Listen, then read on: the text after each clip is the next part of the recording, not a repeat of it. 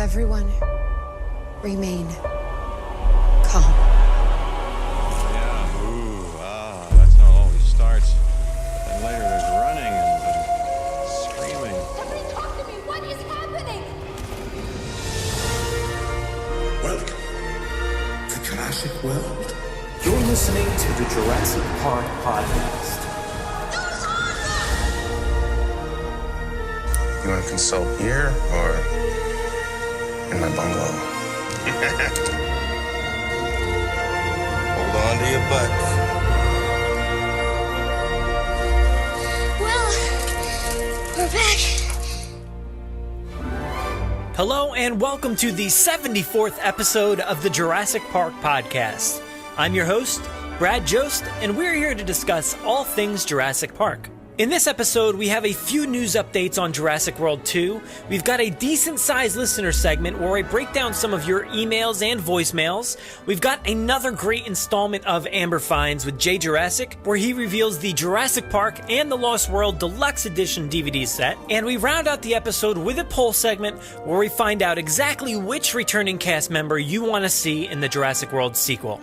So this Friday, the 25th of November, is the North American premiere of Jurassic World The Exhibition at the Franklin Institute out here in Philadelphia. I will be there for the very first showing of the exhibition, and I absolutely can't wait to report back to you all next week. Keep an eye towards all our social media this week, as you'll see a ton of postings from the event. But if you happen to be at the event, make sure to say hello if you see me walking around. I really can't wait for this exhibition. I know it's going to be so awesome. I've seen a lot from it, and I can't wait to see some of you there. But if you can't make it this Friday, I know we'll be having a big meetup with a bunch of fans in early January, so make sure to keep your slate clean. Now, before we get into it, I just wanted to update you on a few changes to our website. If you haven't checked out our videos page, make sure to head over there. I recently put a few touches on it, and it's constantly updating with the new podcast episodes each week and more. I also added a section dedicated to our new segment, Amber Finds. So now you'll find a link to the new section in the navigation, as well as the Amber Finds logo in the right column of the page. You can click on either spot to find all the episodes featuring Jaye Jurassick and his Amber Finds segment. We also have the addition of Mr. Jaye Jurassick to our contributor page, so definitely go check that out. Also on the main page, you'll find a few quick links to some of our featured episodes with Colby Boothman and James Dumont. They were really awesome episodes, so if you haven't given them a listen just yet, make sure to go check them out. But really, that's about it, and definitely keep heading back to the site because we're going to have some really cool stuff coming soon for the website, so definitely stay tuned. But anyway, it's a really fun episode, so let's get things started off with a bit of Jurassic news from around the world. 18 minutes and your company catches up on 10 years of research. Access me program. Access me security. These pictures were taken in hospital in Costa Rica 48 hours ago. I don't want to jump to any conclusions, but look. Boy, I hate being right all the time. It's Dave. I guarantee it. ComingSoon.net recently had an interview with J.A. Bayona, and he had some really great things to say about the upcoming Jurassic World film. They released a few excerpts from the unreleased article, and here they are. Every story is different, and you need to find the depth of every story to try to express it on screen. The Jurassic World sequel is a more collaborative filmmaker experience, not only with Colin Trevorrow, but also with Steven and Frank Marshall. It's their baby as much as it is mine. It's about sharing views and working together to bring the story to life. But at the same time, the way I face telling a story is to find something very personal. I think there will be plenty of myself also in the film. He also went on to say, we're working on it already, and shooting starts in March. So backing up to the first bit, it's really encouraging to hear Bayona talk about the film in such good regard, and to hear that the series is still a collaboration between current filmmakers and Steven Spielberg and Frank Marshall. I love that Bayona is talking about the film in a personal level. Jurassic World was a very major scale, maybe a bit too big for some longtime fans, but it's surely a relief to hear that he's bringing his own touches down this new path. The second point about shooting in March is only slightly different than the end of February timeline that we heard previously. Either way, it's coming up very fast, and shooting will be here before you know it. Head to our show notes on our website to find the link to the article.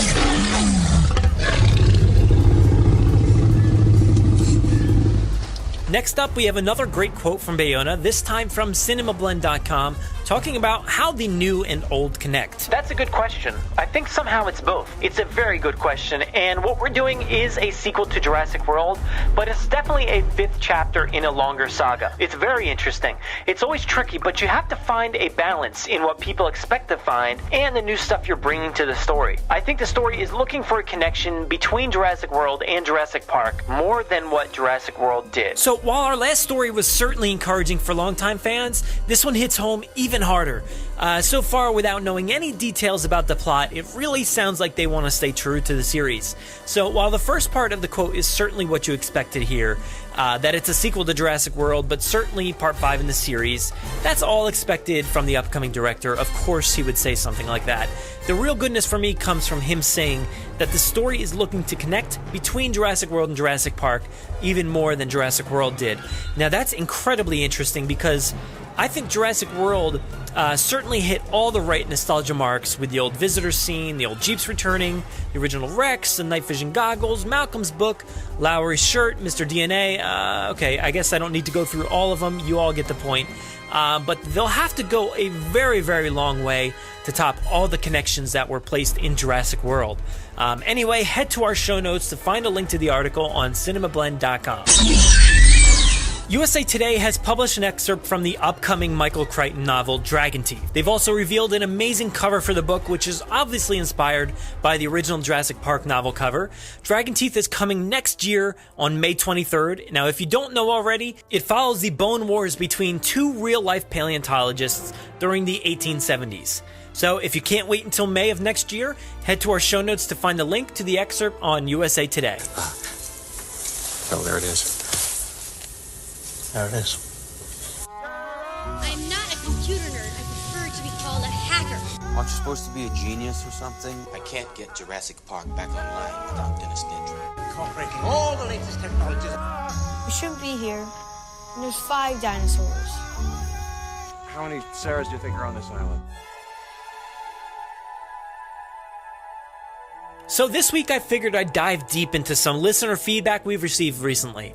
I've kind of put a bunch of the emails and voicemails on the back burner recently, but today I'm going to bring you everything we've had sitting around in the inbox. This first one is an email from Dan from Ohio. Let's check in. Excellent job with episode 67. Seriously, it was a great topic and highlighted what makes the first film so iconic. Made me realize what Jurassic World was missing. It's those moments where you can sit and listen and just take it all in. The details. Keep up the great work. I'm a diehard JP fan, and I've been listening to your podcasts while I work. Makes the day go much quicker. I'd love to hear a podcast about the first book and what you/guests would like to see if they ever did a remake that was more like the book. Now, I've read it so many times, and it's like its own separate movie. Anyway, keep up the great work, and I'm sure I'll be emailing you again. If you ever do an episode about Jurassic Park 3 and how it's secretly amazing, feel free to contact me for discussion points. I was so let down by it when I saw it in 2001 at age 13, but it's grown on me, and I've watched it way more than any other. Have a great day, Dan from Ohio. Hey Dan, thanks so much for the compliments on that episode. I actually had to go back and figure out what was in episode 67, and it was the Sounds of Jurassic Park with James and Steve from Jurassic Unicast. Now that one was one of my absolute favorite episodes to record. I think there were so many great moments in that one for sure, but you're right. That's certainly something that was missing from Jurassic World. There's only a few moments that I can actually think of that didn't have the soundtrack running under the scenes. And obviously whatever scenes they were really didn't make any more of an impact on me like they did in Jurassic Park. That's certainly a feature I'd love to see return. As for the book, I finally got around to listening to the audiobook for Jurassic Park a little while back, a few months ago, but it's actually been years since I read the physical book. But I gotta say, the audiobook was awesome, so if you haven't gotten a chance to listen to that, definitely do it. I am certainly planning on doing a podcast comparing the books and the films sometime soon. It's just really a matter of lining everything up correctly. But yeah, they're basically two separate stories. I'm really glad that they do continue to mine from the novel for all of these stories on film. And I think that it's great that they adapt and don't fully copy what we read in the books. It gives them some room to grow. As for Jurassic Park 3, man, I was really let down by it back in 2001 as well. But now it's well, it's still last on my list, but I've come to really enjoy that film and all the connections it's made with Jurassic World. I don't know if you see it that way, but I've come to see so many connections, and it's actually really great. And actually, one of the things I like about it is it's an easy watch. With it being so short, it's probably the easiest one to throw on time and time again. Anyway, thanks again, Dan, and I certainly hope to hear from you again soon. The next one here is a follow-up from Kat from an email exchange probably over 10 episodes ago. I'm so sorry for the delayed response. Here it is. Hi, Brad. Thank you for mentioning my comment in your podcast. I really appreciate it, and I'm so glad to hear that other listeners, like the Disney podcast guy, have the same issue with the 1956 statement. It really bothers me, and I can hardly even watch that part of the movie every time he says that Disneyland opened in 1956. I'm so glad that you asked people to call in if they have any information on this, and you're trying to get to the bottom of it. It would solve my problem since 1993. What is that? 23 years of sleepless nights? I really honestly do not believe that they wrote it in there on purpose to show how scatterbrained he was. If that was the case, why not pick a different year, like 1948? Something more obvious. Or why didn't somebody make a response to him to say, no, John, you're wrong, it was 1955? That being said, I have not considered your theory before that Universal did it on purpose to spite Disney and the Disneyland fans. I actually think this could be the true reason behind it.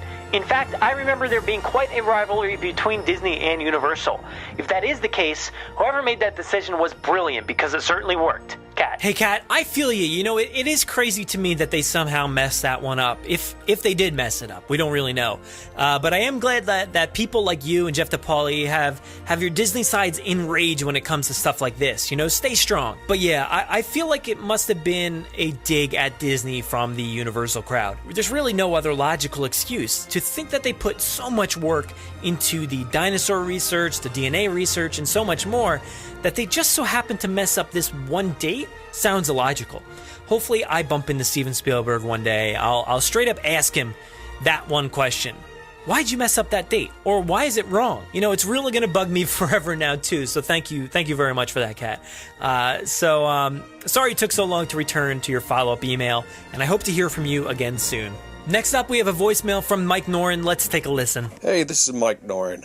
I'm calling not for a question, but more of a concern, which is the fact that the skeletal structures in the end of the movie are breaking apart and beams are cracking under the sheer weight of two adult and small children. I mean, you think, Hammond says spare no expense. You think he would put a more expense into a proper construction crew to build beams that won't split like balsa wood under, just a little extra weight. I mean, you figure Grant's probably $180, Ellie's probably $140, and the kids, they're kid size. So there's no reason beams should be splitting with a couple extra 100 pounds of weight. That's just ridiculous. And their concern's not dinosaurs breaking out eating people. It's the fact that their building could collapse at any moment and kill a whole family who was vacationing there.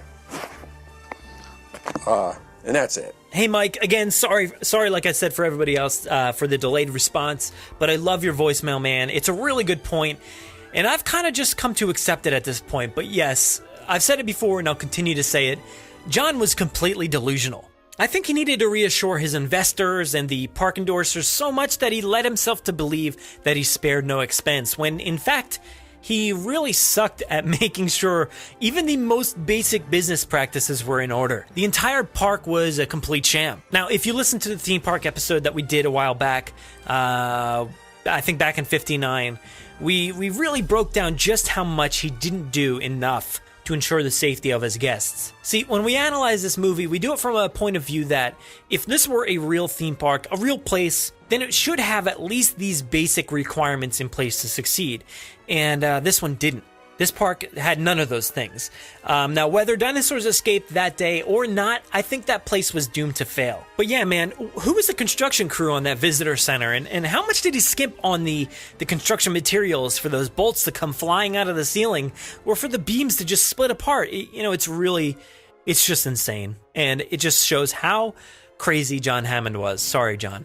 Anyway, thanks for pointing that out and giving me a good laugh. Hope to hear from you again here on the podcast. Alright, so I got a tweet from Rogue Sunrise on Twitter, and I thought it was an interesting question, so let's check it out. What are your thoughts as the Lego Movie being considered a TV series that shows 2016 onwards? Thanks again for sending this one over, and I told you I'd save it for the podcast, but anyway, I have been thinking about this one a lot lately, as I think about where the live-action sequel may be headed, and if this short actually gets picked up as a series or not.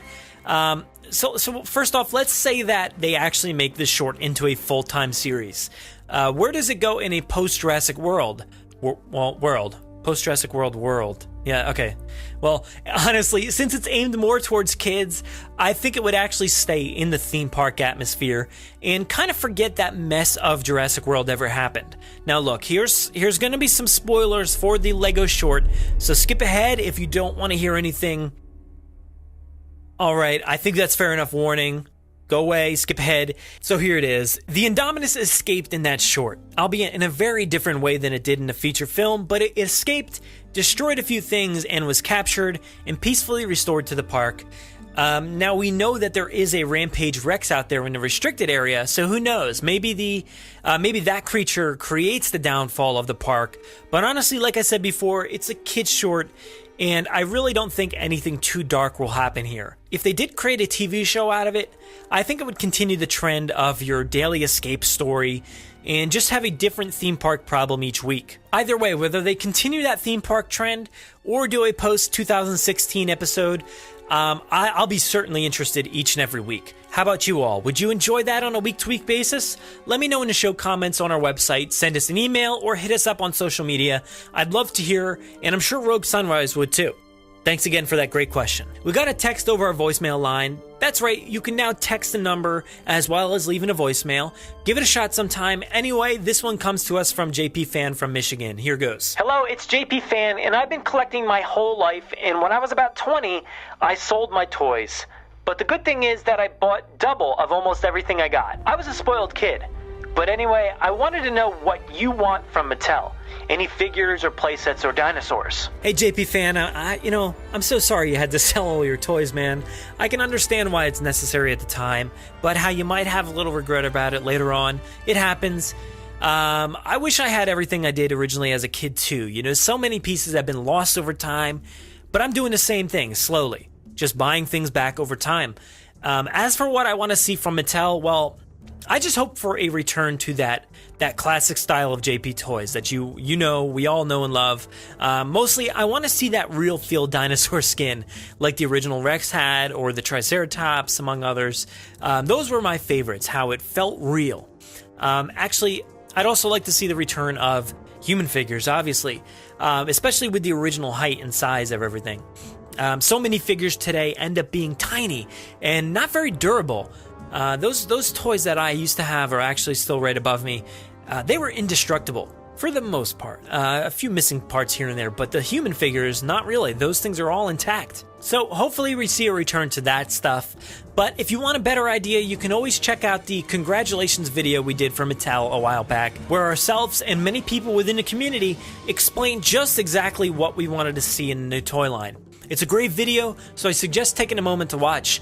I'll include a link to it in our show notes this week. Thanks again for the message, and hope to hear from you again soon. Well, that about wraps up the listener segment this week. I'm so glad to have such awesome listeners like you all, and I really love getting feedback and input from everybody.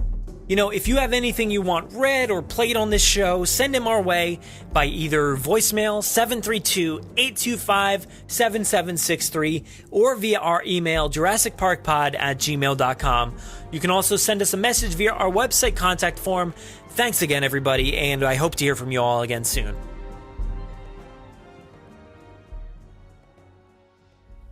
Who's got some change? He takes quarters. I got $1.10. How'd you get it? You don't want to know. Who named it? We got it. Where did you get that? I got it on eBay. When they're expensive, put them back. He's a digger. Muchacho, enter the booth! I have promised to conduct a very thorough on-site inspection. And get stuff in the sand. Yeah, it's pretty amazing. I got it for $150. But we'll pay it.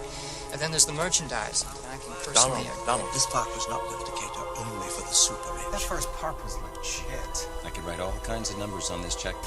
I remember that on InGen's list. It's because it wasn't on their list. This fossilized tree sample, which we call amber, Hello, Jurassic fans. Today on Amber Finds, we're going to be talking about a really cool piece out of my collection, the Jurassic Park and Lost World Deluxe Edition movie box set. And I say movie box set because this is just more than movie DVDs. It's got so much cool stuff in it. So let's proceed.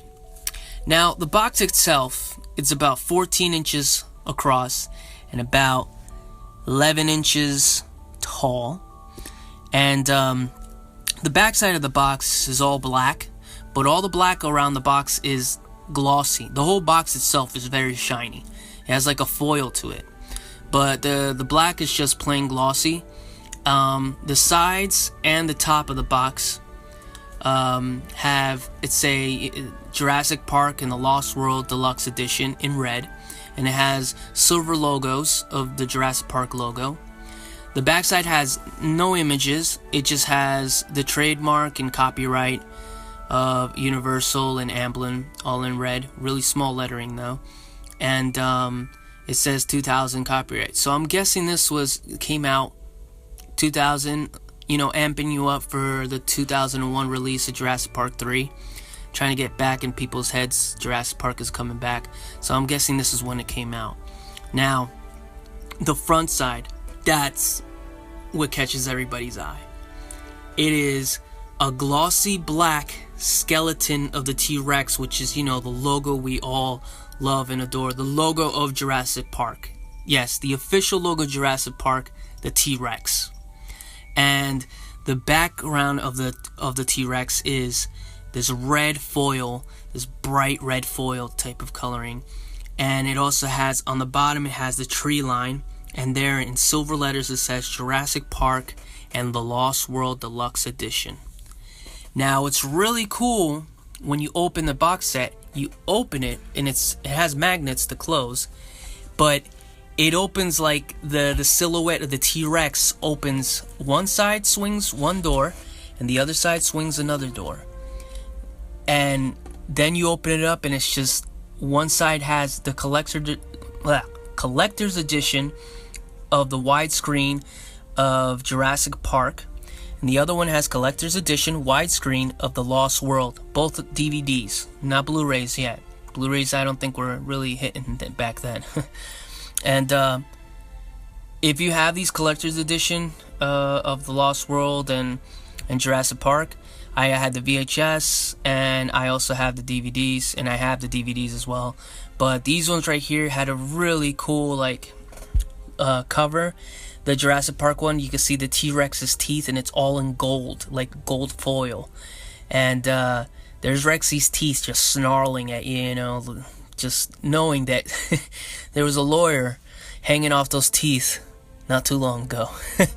And the other one has a silver foil type to it, and it's three raptors, and it's the raptors that we all love and adore from the Lost World.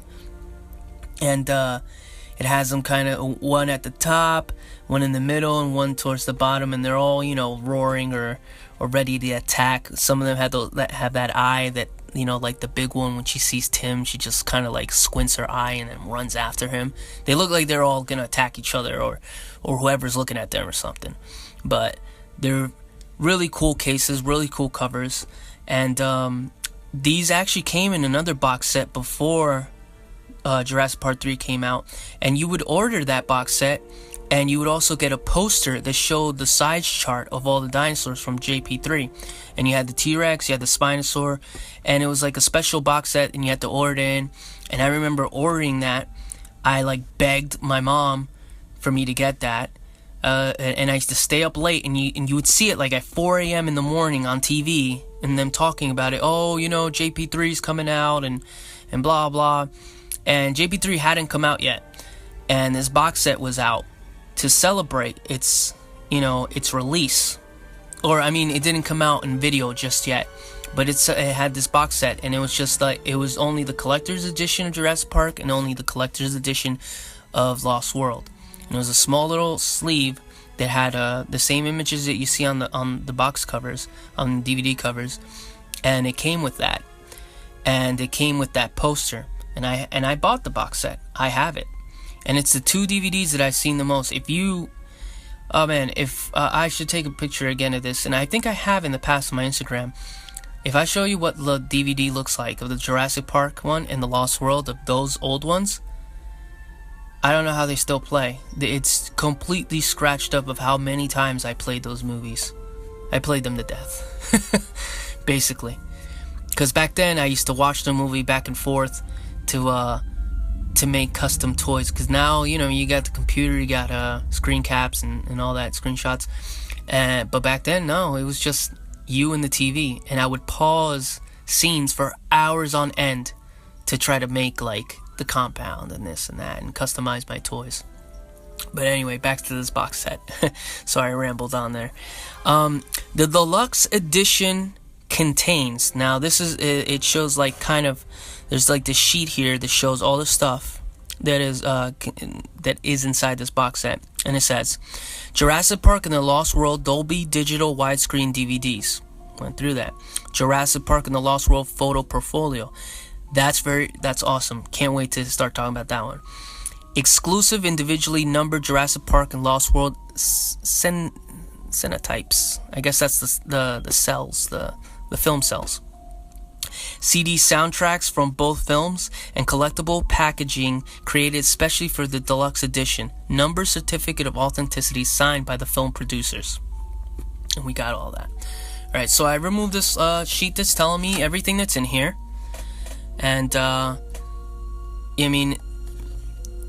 it shows everything in whole, Then we get to the certificate of authenticity. Sorry, I said that wrong. It says Jurassic Park and the Lost World Deluxe Edition. And it has the Jurassic Park logo in that red type of foil. Looks beautiful. Shiny. It's like beaming out of this thing, And it says Jurassic Park was originally released by Universal Studios and Amblin Entertainment in 1993. The blockbuster sequel, Lost World Jurassic Park, was released in 1997. This Jurassic Park and the Lost World Deluxe Edition is a limited edition collection created to celebrate the release of these legendary films on DVD. Oh, that's why. Okay. This is the first time they were being released on DVD. Awesome. And then it says again what the Deluxe Edition contains. I already read that, so I'm not going to reread it again. My number of limited edition is 11,923. It would have been cool if it was number 1, but whatever, it's part of it. And then it has the signature from Kathleen Kennedy, the producer Jurassic Park and executive producer Lost World, Jerry Mullen, Gerald R. Mullen, producer Jurassic Park and the Lost World. You might remember Jerry Mullen as Dr. Harding in the first movie, the guy that's out there with the Triceratops. Yeah, it's a cameo he did. He played Dr. Harding, but he was the producer. Anyway, and Colin Wilson, producer for The Lost World. Then it says authorized by Amblin Entertainment, the Universal Studios home video, and then the trademarks again. Awesome. This is really cool. And it's on that really like kind of see-through type of paper. Man, that logo is really cool.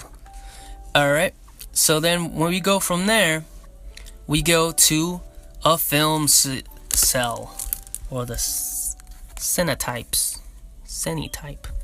I know I'm saying that wrong, but whatever. And this film cell is from the scene when the Brachiosaurus first shows up. You got Alan Grant there, Ellie, and Hammond all looking up at this majestic beast eating, pieces of leaves, vegetation on the trees. And it's beautiful. You look at the film cell through, lighting, and it's great. And it's in kind of like a little portfolio type of case. It says Jurassic Park 1993. And I have it still sealed up. Yeah, I have not opened it, and I'm not. It's just gonna stay that way. And it says the Cenotype, or Cenotype. No, I'm saying it wrong. Sorry, I know you guys are probably gonna correct me for my mistake.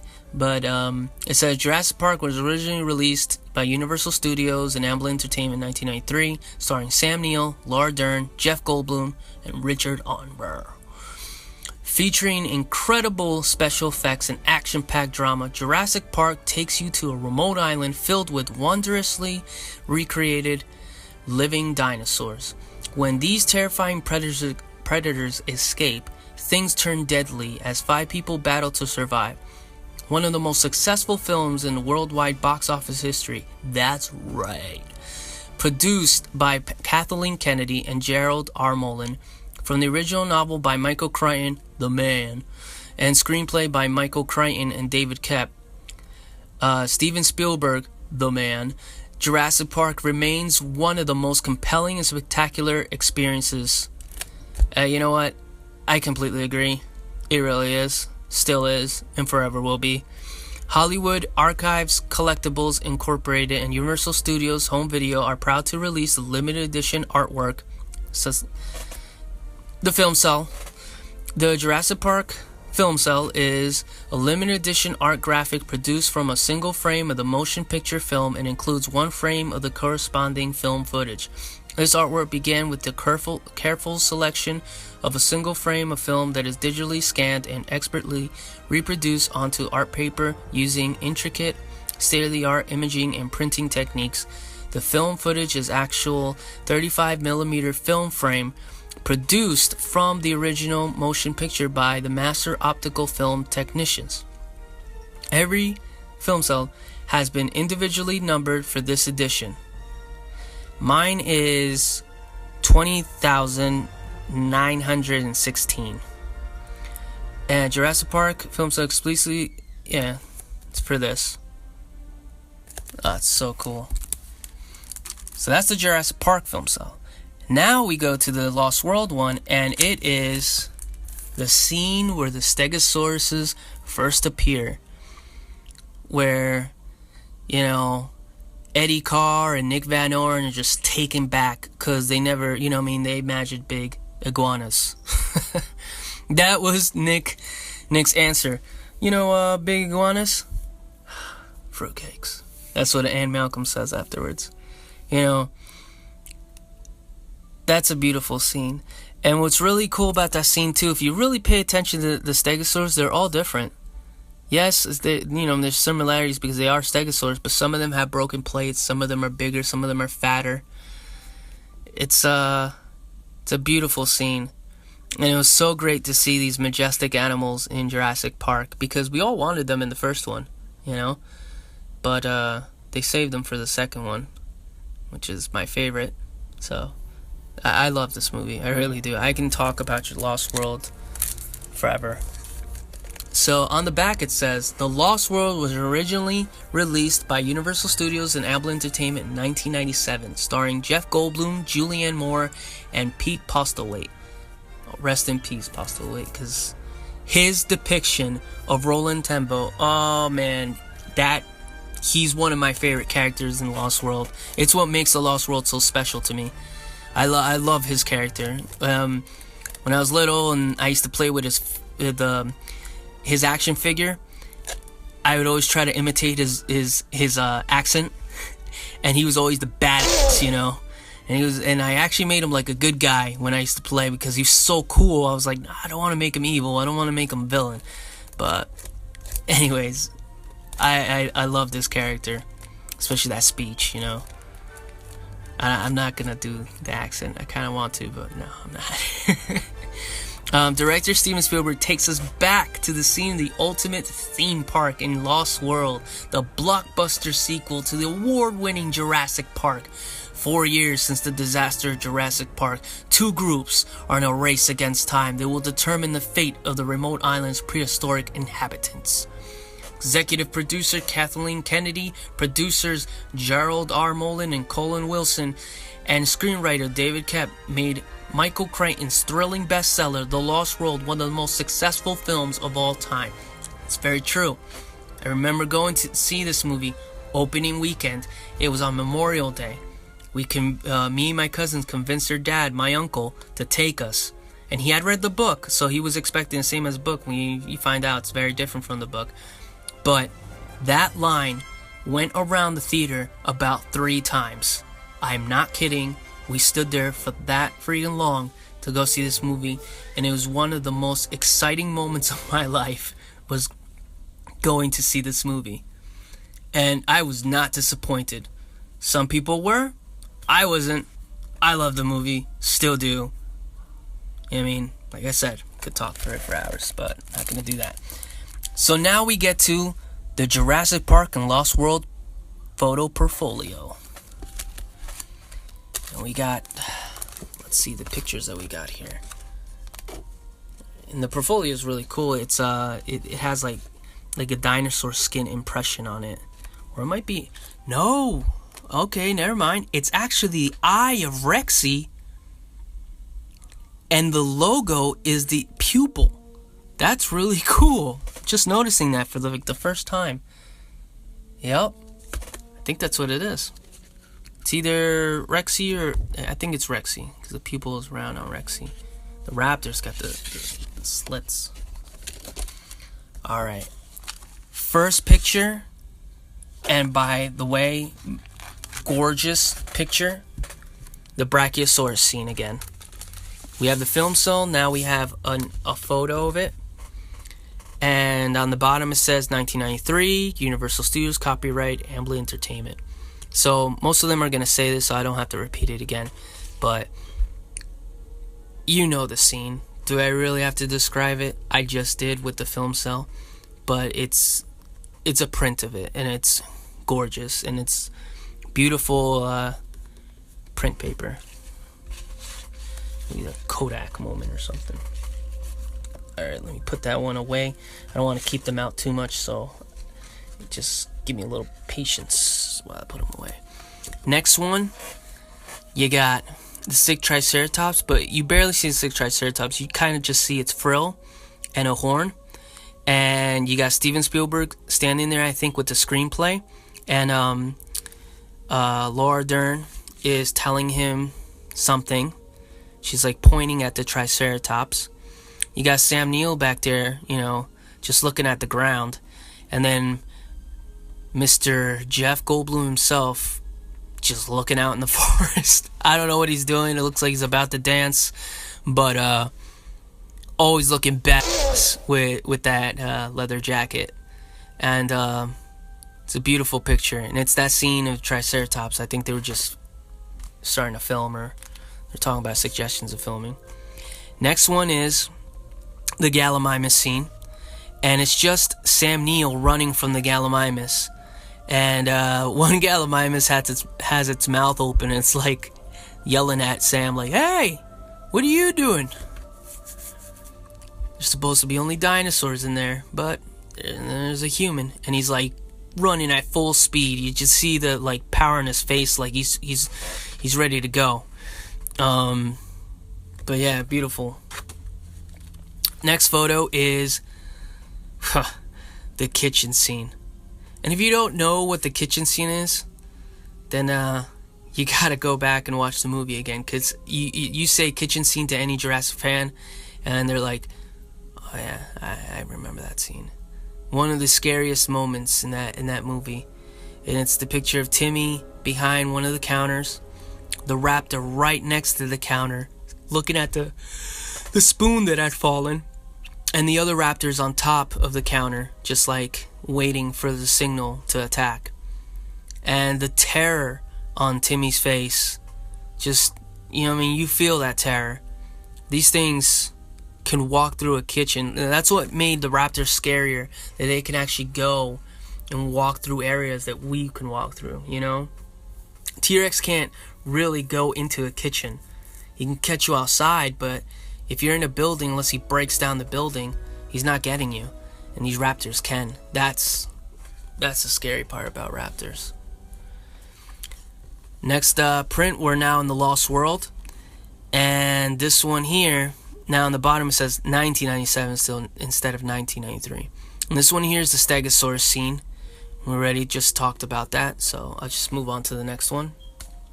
Next photo is the Mommy's Very Angry scene. But I've always found it weird that they say Mommy's very angry when the jaws that they're showing in the scene are pretty much the male T-Rex. You can see the scars on the male. And, or I might be wrong, but I'm pretty sure it's the male. And you got Julianne Moore, who plays Sarah Harding, yelling at the top of her lungs. Malcolm looking just in fear that he's like, again. And Nick Van Owen's eyes are like, oh man, I think I messed up by bringing in that baby in here. And that trailer scene, man, that scene just keeps you on the edge. Completely, your palms are sweating when you're watching that scene. It's crazy. And one of my favorite scenes, the most controversial scenes, the city scene, when the male T-Rex wreaks havoc on San Diego. I love that scene. I don't know why it's gotten so much hate, but that scene is awesome. Seeing him tear down everything, the buses, breaking down cars, and running after people, eating people right off the sidewalk, eating a dog. You know, I mean, it was sad for the dog, but I don't know. I think if he would have ate a cat, I would have gotten more upset. But nothing against dogs, but that scene was pretty bad, actually. Anyway, it's a scene right before he bites onto the traffic light. So there's like a car flipping over, and he's just watching it. Like, what is this? Because everything is toys for him. This is all new. And I love the scene when the Rex is in San Diego. It's great. And the last photo is Spielberg in a sleeping bag, and he got the T-Rex image right behind him like it's about to eat him up. And it's a really cool picture because it's, I mean, Crichton, of course, is the creator, but Spielberg brought it to life. And I mean, thank you, Mr. Spielberg. Thank you, Michael Crichton, for being the father of this whole thing. And then thank you, Mr. Spielberg, for bringing it onto the big screen. I mean, it's awesome. And then, of course, the last two items, because, yeah, we're not done. The last two items in here are the soundtracks. Still sealed up. That's right, I have not taken them out. And the soundtracks, let's go with the Jurassic Park soundtrack first. Sorry for the yawn, I'm just so tired. But here we go. Opening titles is number 1. Number 2, theme from Jurassic Park, which we all know and love. Number 3, incident at Isla Nublar. Number 4, journey to the island. Number 5, the raptor attack. I think I know which one that is. Number 6, hatching baby raptor. Oh, we don't know that one. 7, welcome to Jurassic Park. The best. 8, my friend the brachiosaur. Aw. Just think of it as a big cow. Number 9, Dennis steals the embryos. Oh, I love that one. Dun, dun, dun, dun, dun, dun, dun. Number 10, a tree for my bed. Number 11, high wire stunts. I guess that's the one where we see Timmy, the human piece of toast. 12, remembering Petticoat Lane. One of the saddest moments, because that's the moment John Hammond realizes everything's done. 13, Jurassic Park Gate. 14, Eye to Eye. Eye to Eye is awesome. Eye to Eye is great. I love that one. 15, T-Rex Rescue and Finale.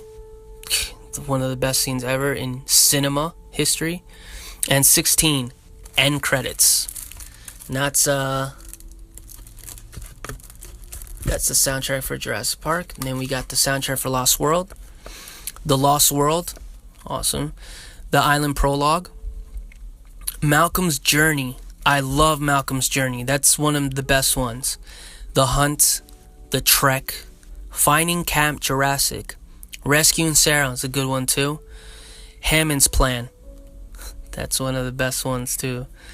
The Raptors Appear. The Cumpies Dine. The Stegosaurus. Lolo's Demise. Well, I love that scene. It actually is a scene from the book, but using Ludlow. In the book, it's actually Dodson who gets haxed. Visitor in San Diego. My favorite scene one of my favorite scenes in his cinema. And 14, finale and Jurassic Park theme. So that wraps it up for that. But this set is so fantastic. The amount of stuff that it has. You know what I mean? Just reading off all this stuff. And let's talk about how I got this. Well, I got this off of eBay back a while back, you know, before, like I said in my last segment, before prices just went up like a ridiculous amount. And I got this set for $5. Free shipping. $5, free shipping. I could not believe it when I got it. And it's used. It wasn't brand new, but it's on the cover has like maybe a few scratches here and there, but basically it is perfect.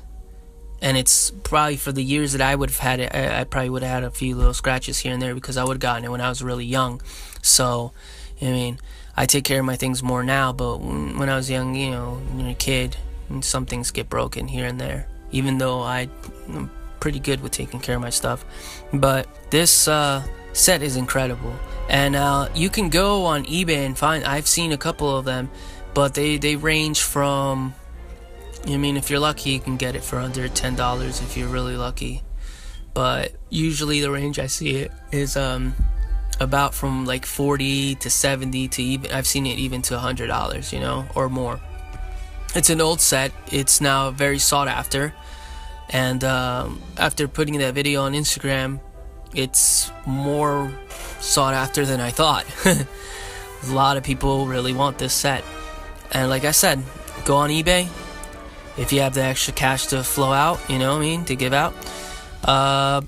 Yeah, it'll run you probably from $40 to $100 in between there. If you're really lucky, maybe you can get a deal like I did, but it's hard to get deals like that today. You got to be really lucky.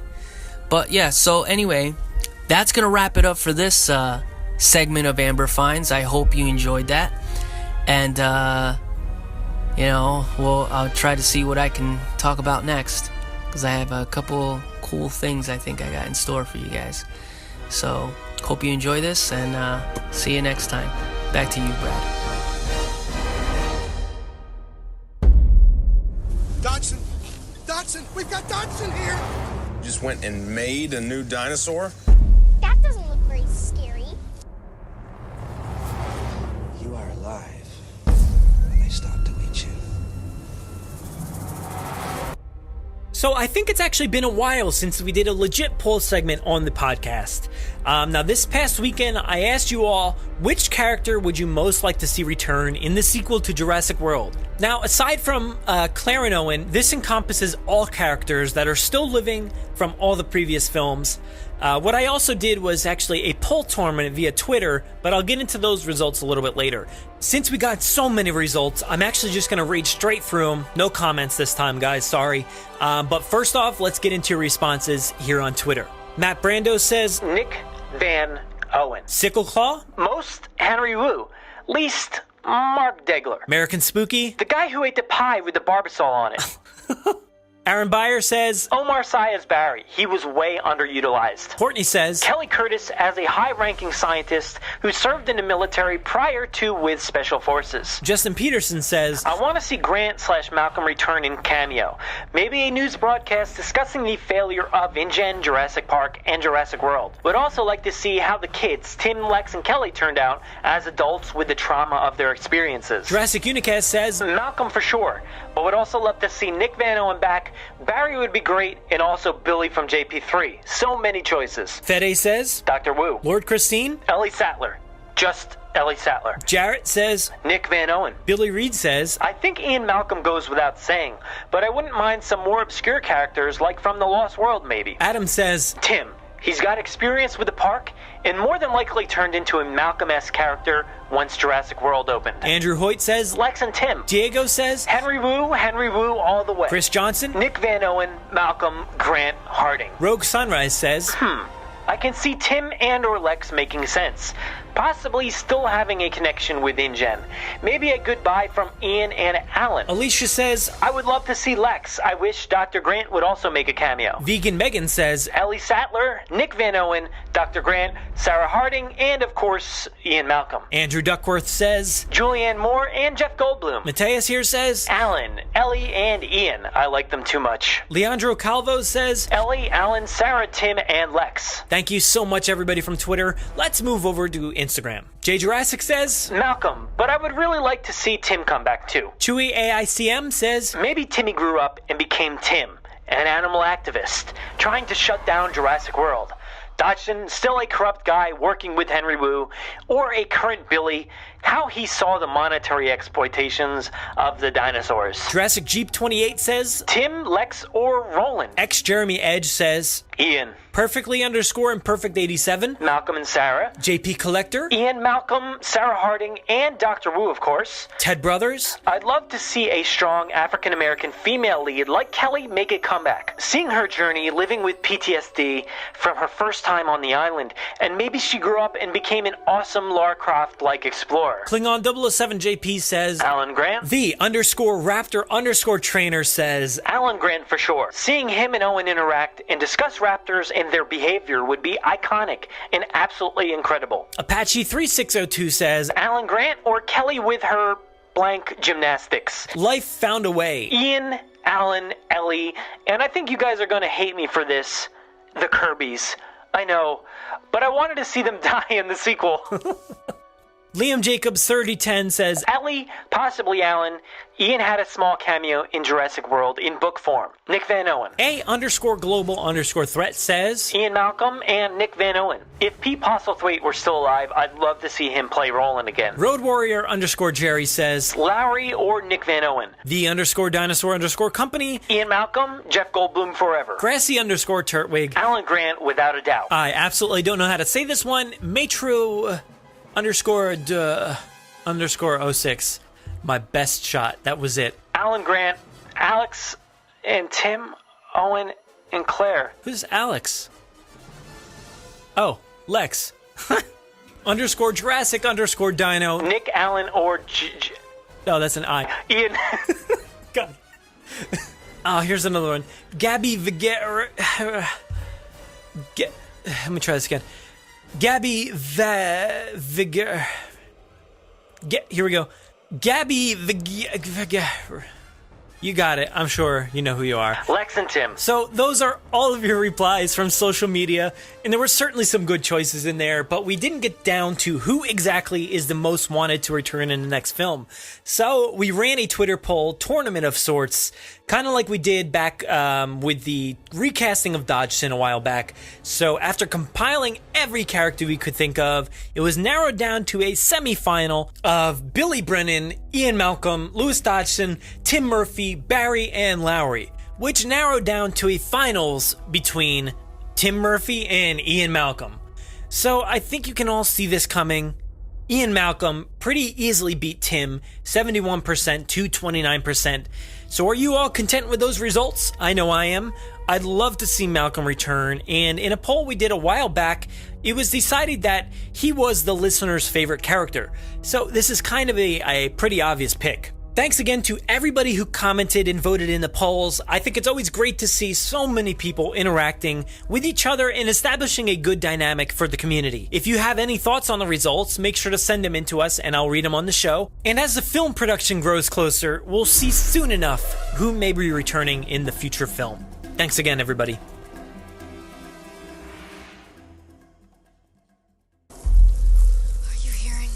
Make sure to visit JurassicParkPodcast.com to find all our past episodes, brand new news articles, information on how to contact us, and much more. It's a great source for everything related to the podcast, and of course, Jurassic Park and Jurassic World. Head to JurassicParkPodcast.com and help us build a great community. Anybody hear that?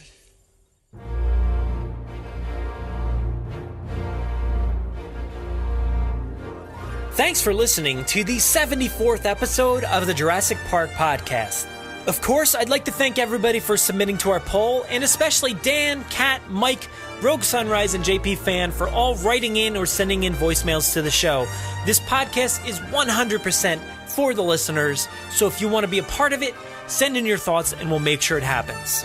Also, a huge thanks to Jaye Jurassick for another great edition of Amber Finds.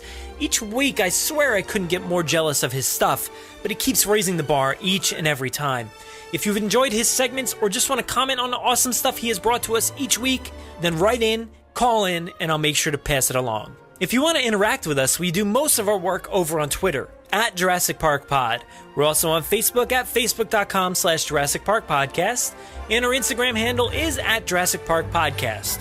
You can listen to us via iTunes, Google Play, SoundCloud, Podomatic, YouTube, our website, or wherever else podcasts are found.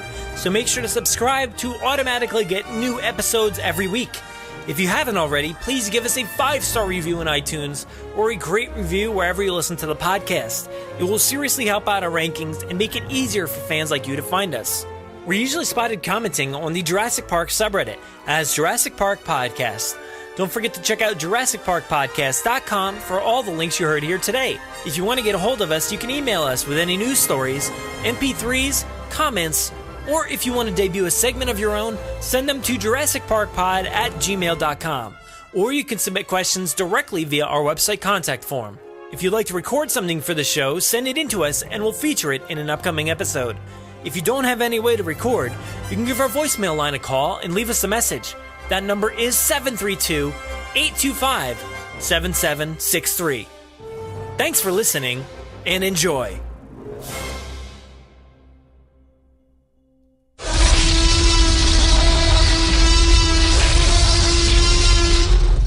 "5 minutes. Drop what you're doing and leave now."